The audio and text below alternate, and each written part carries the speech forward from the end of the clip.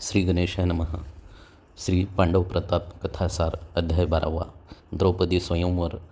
5 पांडवाबरोबर विवाह. पांडवांनी धारण केलेल्या वेशावरून हे कोणी महातपस्वी आहेत असे पाहणारास वाटे. ते द्रुपदपुरीस जाऊन पोहोचण्यापूर्वी तेथे हजारो राजे आपल्या सैन्यास घेऊन उतरले होते. त्यात मुख्यतः दुर्योधन, कर्ण, शल्य, शकुनी, श्रीकृष्ण, बलराम इत्यादी राजे व पुष्कळ महान ऋषीही आले होते. द्रुपदाने त्या सर्वांस त्यांच्या योग्यतेप्रमाणे मोठमोठे तंबू राहावयास दिले. स्वयंवराकरिता एक विस्तीर्ण मंडप तयार करण्यात आला होता. नगरात प्रवेश केल्यावर पांडवांनी कुंतीमातेस एका कुंभाराच्या झोपडीत ठेवले व ते लग्न मंडपाकडे वळले. ठरल्या वेळी सर्व राजे, ऋषी, ब्राह्मण वगैरे लोक सभेस येऊन बसले होते. पण त्या सभेत पांडव न दिसल्याने द्रुपदास संतोष वाटेना. पांडव ब्राह्मण वेशाने दक्षिणेकरिता जमलेल्या ब्राह्मणांच्या गर्दीत येऊन बसले होते. स्वयंवराची वेळ होताच धृष्टद्युम्नाने द्रौपदीस उत्तम अलंकार व भूषणे घालून हत्तीनीवर बसवून मंडपात आणले. तिचे रूप पाहताच सर्व क्षत्रिय मोहित होऊन गेले. नंतर स्वयंवराकरिता लावलेला पण धृष्टद्युम्नाने द्रुपदाच्या आज्ञेने जाहीर केला. तो म्हणाला, राजे हो, येथे धनुष्य व बाण ठेवले आहेत. ते घेऊन नलिका यंत्राच्या छिद्रद्वाराने जो खाली पाण्यात पाहून वरत असलेल्या माशाचा डोळा फोडील त्यास माझी बहीण माळ घालील. तरी आता क्षत्रियांनी सज्ज व्हावे. तो पण ऐकून बहुतेक क्षत्रिय निराश होऊन जागच्या जागीच बसले. बराच वेळपर्यंत कोणी उठेना. हे पाहून आज पृथ्वी निक्षत्रिय झाली की काय असा सवाल धृष्टद्युम्नाने विचारिला. ते ऐकताच कर्ण मोठ्या आवेशाने पुढे आला व मोठ्या डौलाने म्हणाला, द्रौपदी आता माझीच पट्टराणी होणार. असे म्हणून कर्ण ते धनुष्य उचलू लागला, पण ते त्याला मुळीच हलेना. मोठ्या कष्टाने तो वर करीत आहे तोच तो धाडकन खाली कोसळला. पुन्हा उठून कर्ण ते धनुष्य उचलणार तोच द्रौपदीने कर्णाला ओळखले व सर्वांसमक्ष धृष्टद्युम्नास सांगितले, हा वर्णरहित व कुलहीन आहे, म्हणून मी याला वरणार नाही. हे शब्द कानी पडताच कर्णाचा संताप अनिवार्य झाला व तो हात चोळीत मोठ्या रागाने जागेवर जाऊन बसला. कर्ण हा महावीर असून त्याची बरोबरी करणारा अर्जुना वाचून कोणी नव्हता. त्या कर्णाची फजिती झालेली पाहून कोणी क्षत्रिय पुढे सरसावेना. तेव्हा त्या भिक्षुक ब्राह्मणाच्या मेळातून अर्जुन व भीम उठून पुढे आले. ते पुष्कळ दिवस वनात हिंडत असल्याने केस, दाढी, मिशा वाढलेल्या, अंगावर फाटकी वस्त्रे व सर्वांगास भस्म फासलेले अशा अवस्थेत असल्याने ते कोणास ओळखू आले नाहीत. परंतु विरोचित असे अवसान पाहून सर्वजण त्यांच्याकडे मोठ्या उत्सुकतेने पाहू लागले. इतक्यात ते धनुष्य अर्जुनाने लीलया उचलले. त्यामुळे सर्वांना आश्चर्य वाटले. मग त्याने सर्वांसमक्ष 5 बाण घेतले व नीट संधान करून पहिल्याच बाणाने माशाचा उजवा डोळा फोडला. हे त्यांचे कौशल्य पाहून सर्वांस फार आश्चर्य वाटले. परंतु द्रुपदाने द्रौपदीकडून अर्जुनास माळ घालविली. अर्जुनाने द्रौपदीला धर्म, नकुल व सहदेव यांच्या स्वाधीन करून कुंतीकडे पाठविले.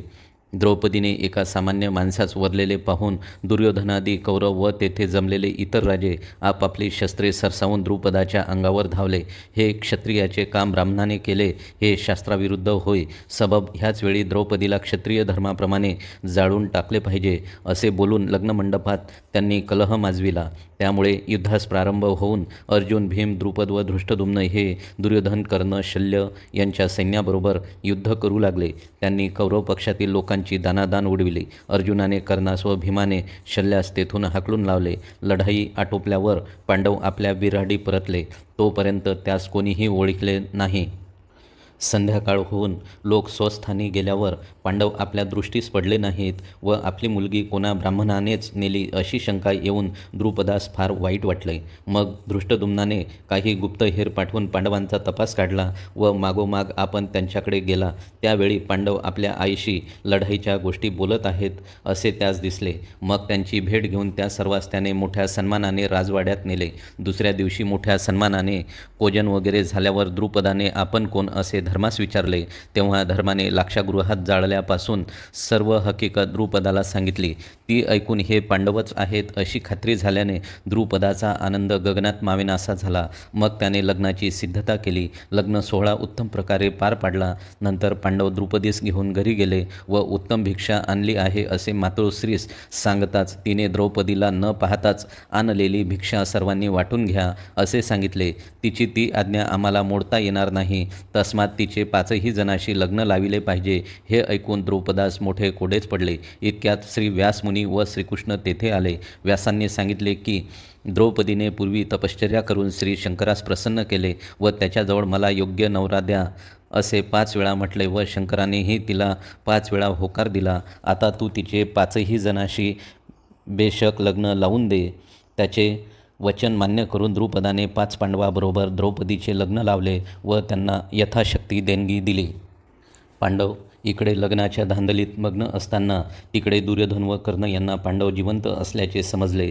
तेव्हा त्यांना मरणपाय दुःख झाले. त्यांनी मोठ्या निकराची लढाई करून पांडवास ठार केल्या वाचून परत यावयाचे नाही असा निश्चय करून लगेच सर्व सिद्धता करून पांचाळपुरीकडे जाण्यास निघाले. या युद्धात पांडवांनी कौरवांची अतिशय दुर्दशा केली. शेवटी आपली काळी तोंडे घेऊन कौरवांना हस्तिनापुरात परत जावे लागले. धृतराष्ट्र व दुर्योधनादी कौरवास पांडवांचा उत्कर्ष पाहावेना. त्यांनी काहीतरी कारणाने पांडव व कृष्ण यात वैर यावे व एकच स्त्री असल्यामुळे पांडवात आपापसात कलह व्हावा असे करण्याचे योजिले. कोणत्या तरी उपायाने पांडवाशी भांडण करण्याच्या अनेक क्लुप्त्या निघाल्या. शेवटी कर्णाने तर स्पष्टच सांगितले की प्राण गेला तरी हरकत नाही, पण काहीही करून पांडवांना ठार केलेच पाहिजे. त्यांना आता हस्तिनापुराचे तोंड परत दृष्टीत पडता कामा नये. हा विचार विदुरास समजला.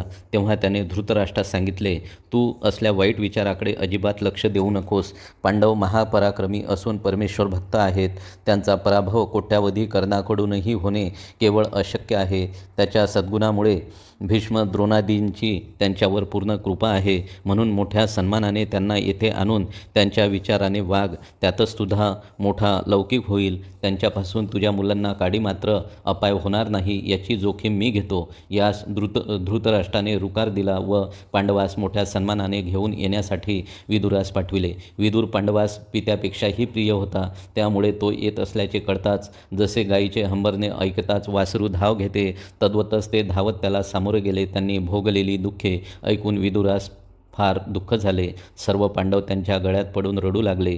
त्या सर्वांची द्रुपद राजाने मोठ्या कष्टाने समजूत घातली व मोठ्या सन्मानाने त्याने विदुरास राजवाड्यात आणले व त्यांचा योग्य तो आदर सत्कार केला. विदुराने पांडवास सर्व वर्तमान सांगून मी तुम्हाला परत नेण्यासाठी आलो आहे असे सांगितले.